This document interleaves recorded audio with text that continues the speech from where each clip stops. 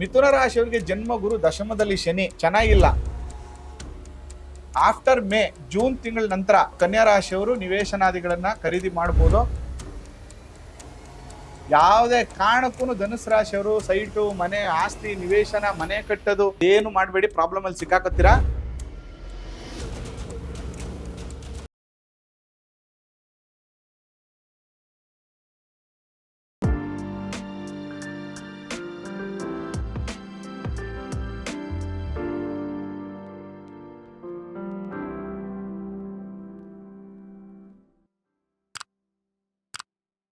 ಶ್ರೀ ಗುರುಭ್ಯೋ ನಮಃ. ಮಾಯಕಾರ ಪ್ರಭುವೇ ನಮಃ. ಗಣೇಶ ದೇವಿ ವಾಗ್ದೇವಿ ಮಮ ವಾಕ್ಯ ಸಿದ್ಧಿ ಕುರು ಸ್ವಹ. ವಾಸ್ತು ಪುರುಷಾಯ ವಿದ್ಮಹೆ ಕ್ಷೇಮಂಕರಾಯ ಧೀಮಹಿ ತನ್ನೋ ವಾಸ್ತು ಪ್ರಚೋದಯಾತ್. ಆರಾಧ್ಯ ದೈವನಾಗಿರುವಂತಹ ಮಲೆ ಮಾದೇಶ್ವರರನ್ನ ಮನದಲ್ಲಿ ನೆನೆಯುತ್ತಾ ವಿದ್ಯಾಗುರುಗಳ ತಂದೆ ತಾಯಿಯ ಪಾದಾರವಿಂದಗಳಿಗೆ ನಮಸ್ಕಾರವನ್ನ ಮಾಡ್ತಾ ಜಗದ್ಗುರು ಪಂಚಾಚಾರ್ಯರನ್ನ, ಬಸವಾದಿ ಶರಣರನ್ನ ಮನದಲ್ಲಿ ನೆನೆಯುತ್ತಾ ನನ್ನೆಲ್ಲ ಪ್ರೀತಿಯ ವಾಸ್ತುವಿಜ್ಞಾನ ಯೂಟ್ಯೂಬ್ ಚಾನಲ್ನ ವೀಕ್ಷಕ ಬಂಧುಗಳ ಅಂತರಾತ್ಮಗಳಿಗೆ ನಿಮ್ಮ ಮುಗುರು ಮಧುದೀಕ್ಷಿತ್ ಮಾಡುವಂಥ ಪರಿಪೂರ್ಣವಾದಂಥ ನಮಸ್ಕಾರ. ಈ ಸಂಚಿಕೆಯಲ್ಲಿ 2026 ಯಾರಿಗೆಲ್ಲ ಮನೆ, ನಿವೇಶನ, ಗೃಹ ಯೋಗ ಇದೆ ಅನ್ನುವಂಥ ವಿಚಾರವನ್ನು ತಿಳಿಸ್ಕೊಡ್ತೇನೆ. ಅದರ ಜೊತೆಗೆ ಇನ್ನು ಯಾರೆಲ್ಲ ನಮ್ಮ ಚಾನಲ್ ಸಬ್ಸ್ಕ್ರೈಬ್ ಆಗಿಲ್ಲ, ಸಬ್ಸ್ಕ್ರೈಬ್ ಆಗಿ ಮತ್ತು ಫಾಲೋ ಮಾಡಿ. ನೋಡಿ, ಈಗ ಶನಿ ಪ್ರೆಸೆಂಟ್ ಇಲ್ಲಿ ಸಂಚಾರ ಮಾಡ್ತಾ ಇದ್ದಾರೆ. ಗುರು 2026 ವರ್ಗೂ ಇಲ್ಲಿ ಮಾಡ್ತಾರೆ. ಅದಾದ್ಮೇಲೆ ಜೂನ್ ಇಂದ ಇಲ್ಲಿ ಸಂಚಾರ ಮಾಡ್ತಾರೆ. ನೋಡಿ, ನಿವೇಶನ ಅಂತ ಬಂದ ತಕ್ಷಣನೇ ನಮಗೆ ಚತುರ್ಥ ಭಾವ ಚೆನ್ನಾಗಿರ್ಬೇಕು ಅಥವಾ ಗುರುಬಲ ಶನಿ ಬಲ ಚೆನ್ನಾಗಿರ್ಬೇಕು. ಇಲ್ಲಿ ಮೊದಲನೇದಾಗಿ ಮೇಷರಾಶಿಯಲ್ಲಿ ಜನನ ಆಗಿರುವಂತವ್ರಿಗೆ ಇಲ್ಲಿ 3ನೇ ಮನೆಯಲ್ಲಿ ಈಗ ಗುರು ಸಂಚಾರ ಮಾಡ್ತಾರೆ. ಆಫ್ಟರ್ ಮೇ 4ನೇ ಮನೆಗೆ ಹೋಗ್ಬಿಡ್ತಾರೆ. ಆ ಟೈಮಲ್ಲಿ ಪ್ರಾಬ್ಲಮ್ ಏನಾಗುತ್ತೆ ಅಂತಂದ್ರೆ, ನೋಡಿ, ಮೊದಲನೇದಾಗಿ 7.5 ನಡೀತಾ ಇದೆ ಮೇಷರಾಶಿಯವರಿಗೆ. ಸೇಮ್ ಟೈಮಲ್ಲಿ ವೃತ್ತಿ ಮತ್ತು ಲಾಭಾಧಿಪತಿ ಶನಿ ವ್ಯಯದಲ್ಲಿದ್ದಾನೆ. ಗುರು ಬೇರೆ 3ನೇ ಮನೆಯಲ್ಲಿದ್ದಾನೆ, ನೆಕ್ಸ್ಟ್ 4ನೇ ಮನೆಗೆ ಬರ್ತಾನೆ. ಆಲ್ಮೋಸ್ಟ್ 30 to 40% ಅಷ್ಟೇ ನಿಮ್ಗೆ ಯೋಗ ಇದೆ.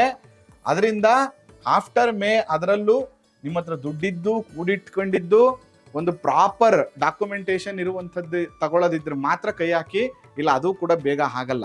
ಓವರ್ ಆಲ್ ನನ್ನನ್ನು ನೀವು ವೈಯಕ್ತಿಕವಾಗಿ ಕೇಳೋದಾದ್ರೆ, ಈ ಮೇಷರಾಶಿಯವರು ಮನೆ ಕಟ್ಟುವ ಮತ್ತು ಸೈಟ್ ಖರೀದಿ ಮಾಡುವ, ತುಂಬ ಇನ್ವೆಸ್ಟ್ಮೆಂಟ್ ಮಾಡಿ, ಅದ್ರ ಜೊತೆಗೆ ಮನೆ ಕಟ್ಕೊಳ್ಳೋದು ಅಥವಾ ಏನೋ ಒಂದು EMI ಬರ್ತಾ ಇದೆಯಪ್ಪ, ಸಂಪಾದನೆ ಬರ್ತಾ ಇದೆ, ಒಂದು ದೊಡ್ಡ ಅಪಾರ್ಟ್ಮೆಂಟ್ ತಗೊಬಿಡೋಣ ಅಂದ್ರೆ ಸ್ವಲ್ಪ ವೆಯ್ಟ್ ಮಾಡಿ 1 ವರ್ಷ.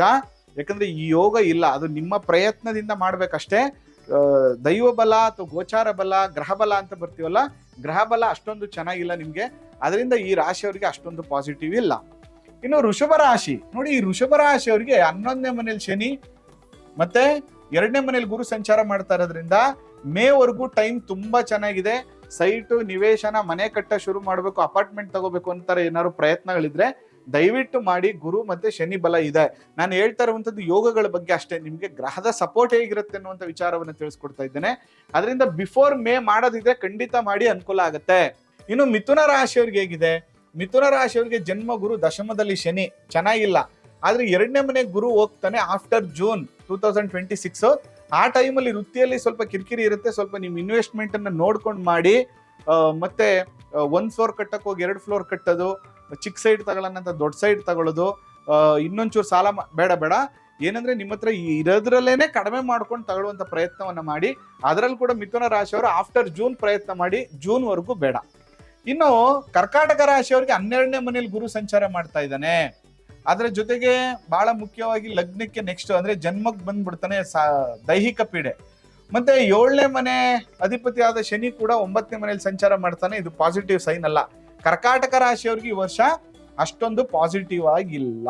ಗೃಹ ಯೋಗ, ನಿವೇಶನ, ಮನೆ ಕಟ್ಟುವಂತ ಯೋಗ ಅಷ್ಟೊಂದು ಪಾಸಿಟಿವ್ ಇಲ್ಲ.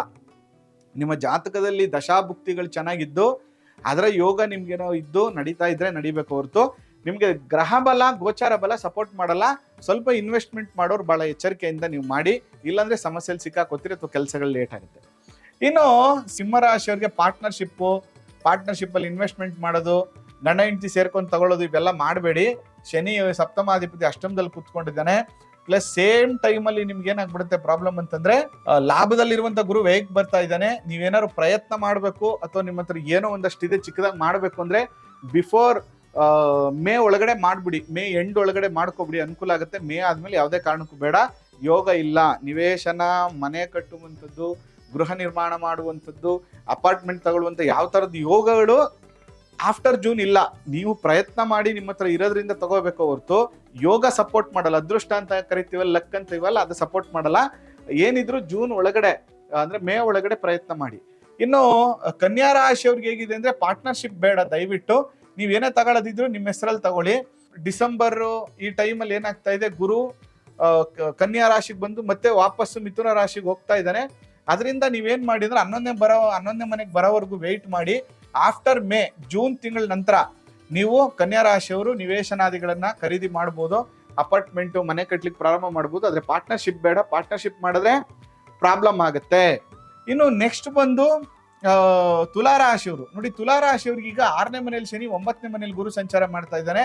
ಬಿಫೋರ್ ಮೇ ತಿಂಗಳು ಯೋಗ ಇದೆ ನಿಮಗೆ. ದಯವಿಟ್ಟು ಪ್ರಯತ್ನ ಮಾಡಿ, ಅನುಕೂಲ ಆಗುತ್ತೆ. ನೀವು ಸಾಲಕ್ಕೆ ಹೋದ್ರೂ ಸಾಲ ಸಿಗುತ್ತೆ, ಬಟ್ ನಾವು ಸ್ವಲ್ಪ ನೋಡಿಕೊಂಡು ಪ್ಲಾನ್ ಮಾಡಿ. ಬಿಫೋರ್ ಮೇ ಖಂಡಿತವಾಗಿ ಅನುಕೂಲ ಆಗುತ್ತೆ. ಮೇ ನಂತರ ಅನುಕೂಲ ಇಲ್ಲ. ನೆಕ್ಸ್ಟ್ ಬಂದು ವೃಶ್ಚಿಕ ರಾಶಿಯವ್ರಿಗೆ ಇವಾಗ ಪ್ರೆಸೆಂಟ್ ಅಷ್ಟಮದಲ್ಲಿ ಗುರು. ನಿಮ್ಮ ಆರೋಗ್ಯ ನೋಡ್ಕೊಂಡ್ರೆ ಸಾಕಾಗೈತೆ. ಬರ್ಬೇಕಾಗಿರೋ ದುಡ್ಡು, ಕೊಟ್ಟಿರೋ ದುಡ್ಡು ಬಂದ್ರೆ ಸಾಕಾಗೈತೆ ನಿಮ್ಗೆ. ಮಕ್ಕಳ ವಿಚಾರದಲ್ಲಿ ಸ್ವಲ್ಪ ಕಿರಿಕಿರಿ ಇದೆ. ದಯವಿಟ್ಟು ಬೇಡ. ಈಗ ನೀವು ಮಾಡೋದಿದ್ರೆ ಮೇ ನಂತರ ಪ್ರಯತ್ನ ಮಾಡಿ. ಸ್ವಲ್ಪ ಗುರು ಅನುಕೂಲ ಮಾಡ್ತಾನೆ. ಸ್ವಲ್ಪ ಫೈನಾನ್ಷಿಯಲಿ ನೋಡ್ಕೊಂಡು ನಿಮ್ಮ ಹತ್ರ ಸ್ವಲ್ಪ ಸೇವಿಂಗ್ಸ್ ಇಟ್ಕೊಂಡು ಮಾಡಿದ್ರೆ ನಿಮಗೆ ಆಫ್ಟರ್ ಮೇ ನಂತರ ಯೋಗ ಇದೆ. ಇನ್ನು ನೆಕ್ಸ್ಟ್ ಧನುಸ್ ರಾಶಿಯವರಿಗೆ ಚತುರ್ಥದಲ್ಲಿ ಶನಿ, ಅಷ್ಟಮದಲ್ಲಿ ಗುರು. ಯಾವುದೇ ಕಾರಣಕ್ಕೂ ಧನುಸ್ ರಾಶಿಯವರು ಸೈಟು, ಮನೆ, ಆಸ್ತಿ, ನಿವೇಶನ, ಮನೆ ಕಟ್ಟೋದು, ಭೂಮಿ ಖರೀದಿ ಮಾಡೋದು, ಹೊಸದಾಗಿ ಮನೆ ಕಟ್ಟಕ್ಕೆ ಶುರು ಮಾಡೋದು ಏನು ಮಾಡಬೇಡಿ. ಪ್ರಾಬ್ಲಮ್ ಅಲ್ಲಿ ಸಿಕ್ಕಾಕತ್ತೀರಾ.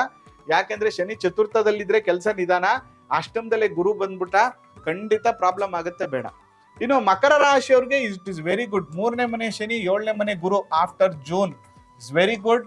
ಖಂಡಿತವಾಗಿಯೂ ನಿಮ್ಮ ಅಷ್ಟು ವರ್ಷದ ಸಮಸ್ಯೆಗಳೆಲ್ಲ ಸಾಲ್ವ್ ಆಗುವಂತಹ ಟೈಮ್ ಬಂದಿದೆ. ಮಕರ ರಾಶಿಯವ್ರು ಪ್ಲಾನ್ ಮಾಡ್ಕೊಳ್ಳಿ.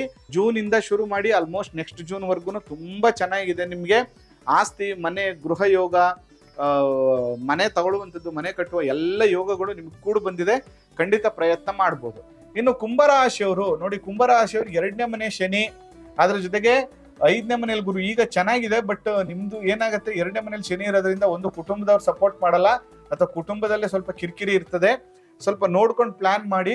ಬಟ್ ಪಂಚಮದಲ್ಲಿ ಗುರು ಇರೋದ್ರಿಂದ ಬಿಫೋರ್ ಮೇ ಪ್ರಯತ್ನ ಮಾಡಬಹುದು. ಆಫ್ಟರ್ ಮೇ ಖಂಡಿತವಾಗಿಯೂ ಬೇಡ. ತುಂಬಾ ದೊಡ್ಡ ಮಟ್ಟದಲ್ಲಿ ಸಾಲದಲ್ಲಿ ಸಿಕ್ಕಾಕೋತೀರಾ. ವಿತೌಟ್ ಪ್ಲಾನಿಂಗ್ ಹೋಗ್ಬೇಡಿ. 7.5 ಎಂಡಿಂಗ್ ನಿಮ್ಗೆ. ಅದ್ರ ಜೊತೆಗೆ ಜನ್ಮ ಶನಿ ಆಲ್ರೆಡಿ 7.5 ನಡೀತಾ ಇದೆ. ಚತುರ್ಥದಲ್ಲಿ ಗುರು ಅಷ್ಟೊಂದು ಒಳ್ಳೇದಲ್ಲ. ಖಂಡಿತ ಬೇಡ. ಜೂನ್ ಆದ್ಮೇಲೆ ಸ್ವಲ್ಪ ಉಸಿರಾಡುವಂತಹ ಒಂದು ಪರಿಸ್ಥಿತಿ, ಸ್ವಲ್ಪ ಫೈನಾನ್ಷಿಯಲ್ ಇಂಪ್ರೂವ್ಮೆಂಟ್ ಬರುತ್ತೆ.